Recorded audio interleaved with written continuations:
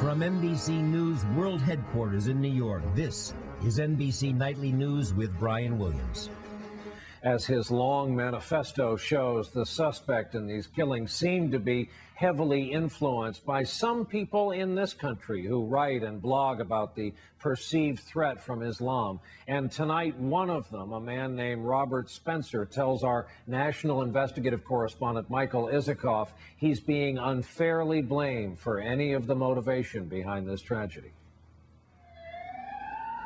In the aftermath of the Oslo mass murder, investigators are focusing on that 1,500-page manifesto in which accused suspect Anders Behring Breivik vows brutal and breathtaking operations in order to stop the ongoing Islamic colonization of Europe. Angry words, inspired, some analysts say, by heated rhetoric from groups in the United States, such as Stop the Islamization of America. Its co-founder, Robert Spencer, is cited more than 50 times by Breivik. Spencer has written that traditional Islam contains violent and supremacist elements.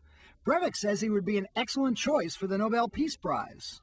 But Spencer told NBC News today he bears no responsibility for what happened in Oslo. There's nothing in any of my writings that is anything but a defense of human rights, a defense of the equality of rights of all people before the law. And so if somebody gets from that they should kill, well, then he's nuts. But some analysts say words can be weapons themselves. When you push the demonization of populations, you often end up with violence. And that may be exactly what has happened, says Breivik. The 2008 burning of a mosque in Tennessee is evidence of what Breivik says has been a spike in anti-Muslim attacks, including arsons and bombings in Florida, Michigan, and Oregon. This attack in Norway should be a wake-up call for our country and for our decision makers. Darrell Johnson tracked extremist groups in the United States for the Department of Homeland Security and sees parallels with Breivik's writings.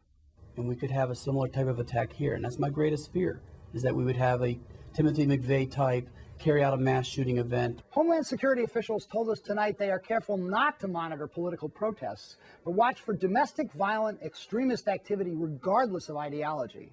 And so far, they say, they see no evidence the problem is getting worse. Michael Isikoff, NBC News, Washington.